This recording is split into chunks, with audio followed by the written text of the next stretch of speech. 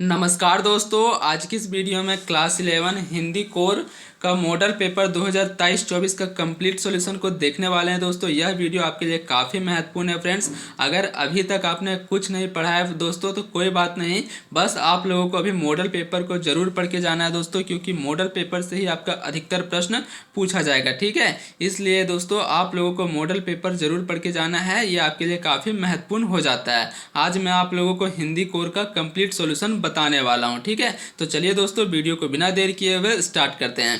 देखिए दोस्तों, पहला नंबर पे जो आपका पूछा जाएगा दोस्तों खंड का। ठीक है दोस्तों, जिस प्रकार से आपका मॉडल पेपर में प्रश्न पूछा जाता है फ्रेंड्स, उसी प्रकार से सेम टू सेम आपका एग्जाम में प्रश्न पूछा जाएगा। ठीक है, यहाँ पे खंड का में अपठित बोध है दोस्तों, इसी प्रकार से आपका एग्जाम में भी खंड का में आपका अपठित बोध रहेगा। ठीक है, इसको दोस्तों आपको पढ़ना है और इससे संबंधित यहाँ पे सवाल का जवाब देना है। ठीक है, इसी से दोस्तों यहाँ पे प्रश्न पूछा गया है। ठीक है, तो ये काफ़ी आसान है दोस्तों, ये आपको खुद से पढ़ लेना है। मैं सीधा सीधी इसका आंसर बता देता हूँ। ठीक है, पहला नंबर प्रश्न देखिए दोस्तों, आपसे पूछा गया है कविता में। ठीक है, कविता में किस संबंध की बात की गई है?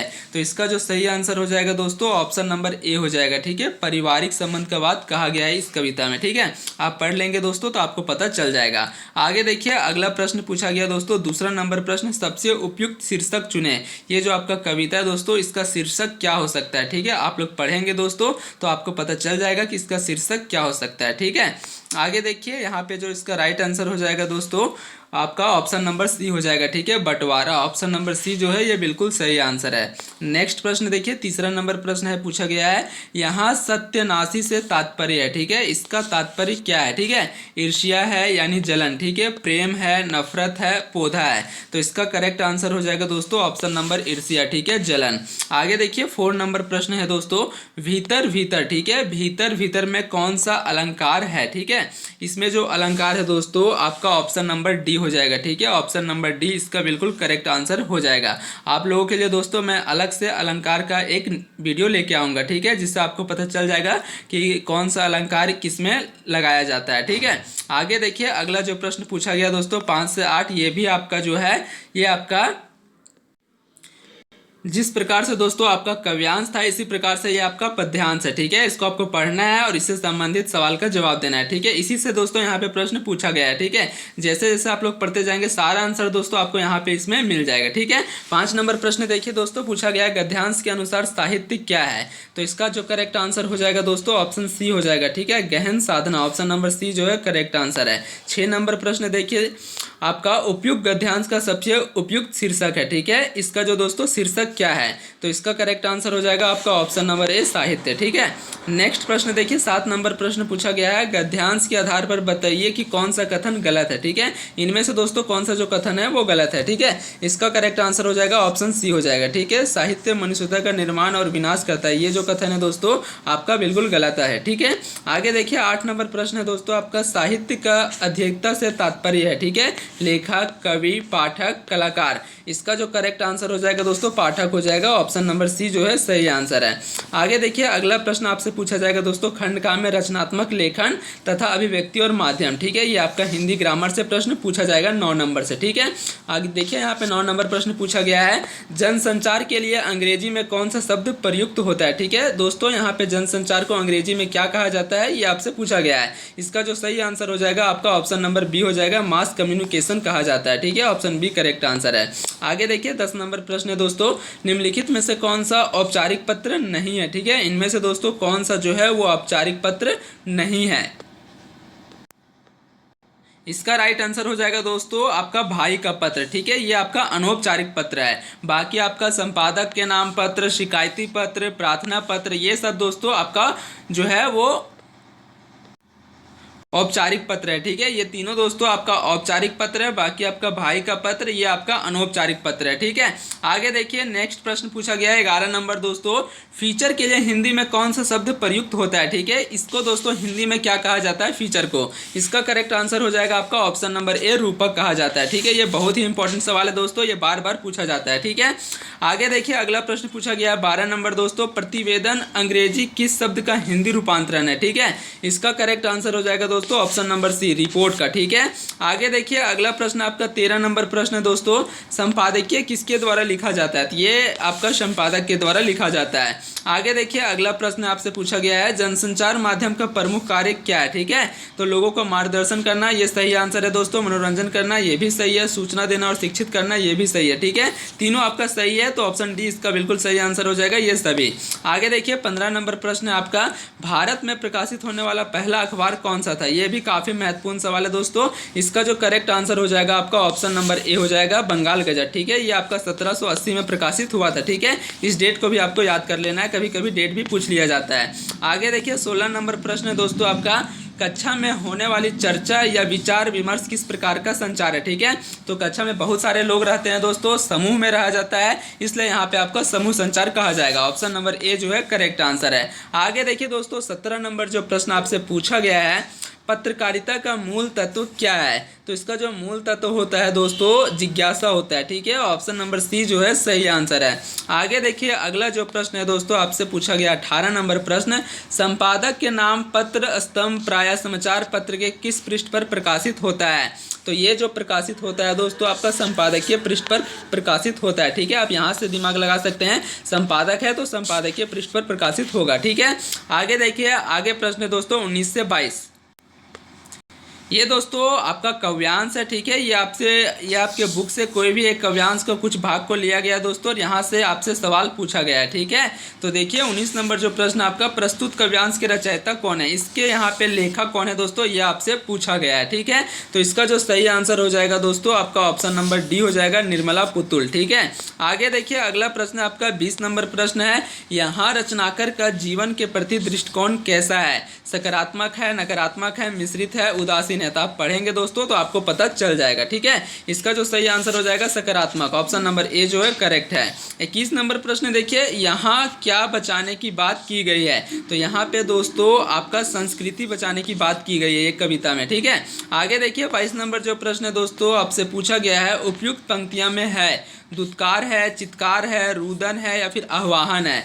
इसका जो सही आंसर हो जाएगा दोस्तों आपका ऑप्शन नंबर सी हो जाएगा, आह्वान। ठीक है, आगे देखिए आगे जो आपसे प्रश्न पूछा जाएगा दोस्तों, निम्नलिखित प्रश्नों का सही विकल्प का चयन कीजिए। ठीक है, ये आपके काव्यांश से प्रश्न पूछा गया है, आपके बुक में जितने भी काव्यांश है दोस्तों वहां से प्रश्न पूछा गया है। ठीक है, यहाँ पे देखिए 25 नंबर प्रश्न आपका, जैसे बाढ़ी काष्ठ ही काटे अग्नि ना काटे कोई, पंक्ति में अग्नि किसका प्रतीक है? इसका मतलब दोस्तों क्या होता है? ठीक है, ये किसका प्रतीक है? इसका जो सही आंसर हो जाएगा दोस्तों आपका ऑप्शन बी हो जाएगा, बढ़ई। ठीक है, ये जो है दोस्तों बिल्कुल करेक्ट आंसर है। आगे देखिए आगे जो प्रश्न है दोस्तों 24 नंबर, सॉरी दोस्तों, इसका जो सही आंसर हो जाएगा आपका आत्मा हो जाएगा। ठीक है, ये जो है बिल्कुल करेक्ट आंसर हो जाएगा आत्मा। ठीक है, ये आपका अग्नि का जो प्रतीक होता है दोस्तों आत्मा होता है। 24 नंबर प्रश्न देखिए दोस्तों, मीरा ने अपने प्रेम बोली से कैसे फल की प्राप्ति की कामना व्यक्त की है? तो इसका राइट आंसर हो जाएगा आपका आनंद फल, ऑप्शन नंबर बी जो है सही आंसर है।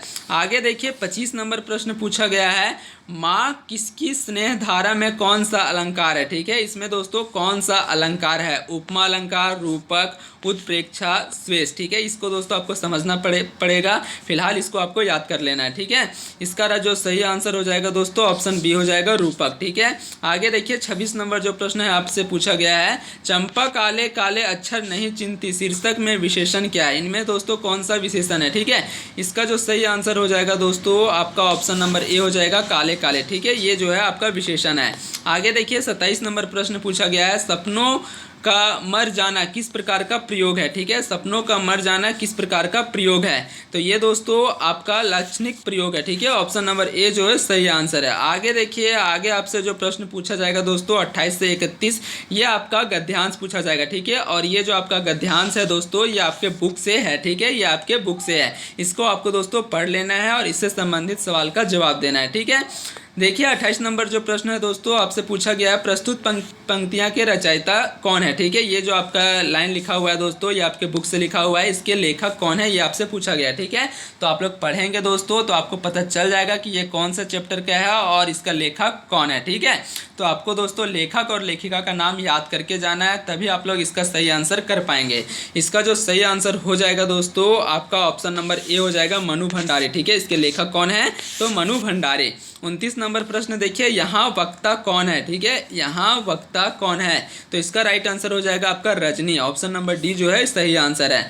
30 नंबर प्रश्न देखिए दोस्तों, इस गद्यांश के केंद्र में कौन सी समस्या है, ठीक है, इस गद्यांश के केंद्र में कौन सी समस्या है, आपका स्वास्थ्य है, स्वास्थ्य की समस्या है, बेरोजगारी है, शिक्षा है, गरीबी है। तो इसको दोस्तों आप लोग पढ़ेंगे तो यहाँ पे आपको आंसर मिल जाएगा, ठीक है। फिलहाल मैं आप लोगों को यहाँ पे इसका आंसर बता देता हूँ।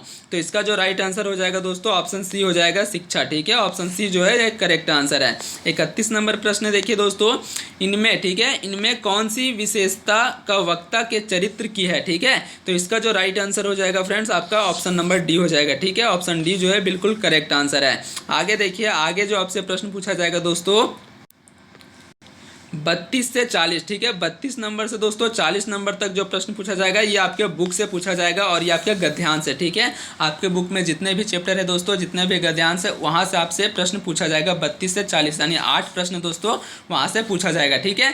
32 नंबर प्रश्न देखिए, आपसे पूछा गया है नमक का दरोगा कहानी में है, ठीक है, नमक का दरोगा कहानी में है, तो इसका राइट आंसर हो जाएगा ऑप्शन नंबर ए, ठीक है, धन के ऊपर धर्म की जीत, ये आपका बिल्कुल करेक्ट आंसर है। आगे देखिए जो प्रश्न है दोस्तों 33 नंबर प्रश्न है, मियां नसीरुद्दीन किस विधा की रचना है, ठीक है, ये आपका जीवनी है, कहानी है, सब चित्र है, रिपोर्टाज है, तो इसका जो राइट आंसर हो जाएगा दोस्तों आपका ऑप्शन सी नंबर हो जाएगा, ठीक है, शब्द चित्र, ये जो है दोस्तों बिल्कुल करेक्ट आंसर है। आगे देखिए 34 नंबर प्रश्न है दोस्तों, पथेर पंचाली फिल्म के निर्माण में सबसे बड़ी समस्या क्या थी, ठीक है, तो इसका जो सही आंसर हो जाएगा आपका ऑप्शन नंबर डी हो जाएगा, धन का अभाव, ये सबसे बड़ी समस्या था। आगे देखिए 35 नंबर जो प्रश्न है दोस्तों, विदाई संभाषण पाठ किस वायसराय के शासन में भारतीयों की स्थिति का खुलासा करता है, वेलेजली, बैटन, कर्जन या फिर हेस्टिंग, इसका जो सही आंसर हो जाएगा दोस्तों आपका हो जाएगा ऑप्शन नंबर सी, ठीक है, कर्जन, ये जो है बिल्कुल करेक्ट आंसर है। 36 नंबर प्रश्न देखिए, लेखक का भारत माता की जय से क्या अभिप्राय है, ठीक है, इसका मतलब दोस्तों क्या होता है, ठीक है, तो इसका जो सही आंसर हो जाएगा फ्रेंड्स आपका ऑप्शन नंबर सी, यहाँ के लाखों करोड़ों लोगों की आपका जय, ठीक है, ये जो है बिल्कुल करेक्ट आंसर है, सी नंबर, ठीक है। 37 नंबर प्रश्न देखिए दोस्तों,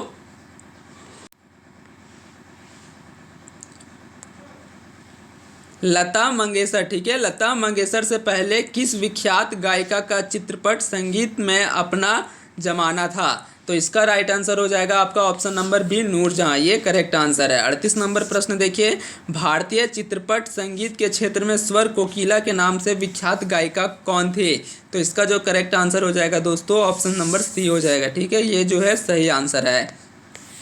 आगे देखिए दोस्तों नेक्स्ट प्रश्न आपसे पूछा गया है 39 नंबर प्रश्न, कुएं के चिनाई करने के लिए किस घास का उपयोग किया जाता है, तो इसमें दोस्तों आपका खींप घास का प्रयोग किया जाता है, ये करेक्ट आंसर है।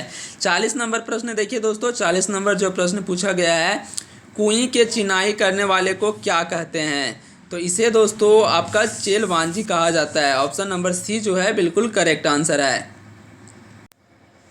ये था दोस्तों हिंदी कोर का 40 महत्वपूर्ण सवाल जो आपके एग्जाम के पॉइंट ऑफ व्यू से काफ़ी महत्वपूर्ण है दोस्तों, इसे आप लोग ज़रूर पढ़ के जाना। अगर इसी तरह आप लोग वीडियो चाहते हैं तो चैनल को सब्सक्राइब कर लें और वीडियो को लाइक कर लें। मिलते हैं दोस्तों नेक्स्ट वीडियो में, तब तक के लिए जय हिंद, जय भारत।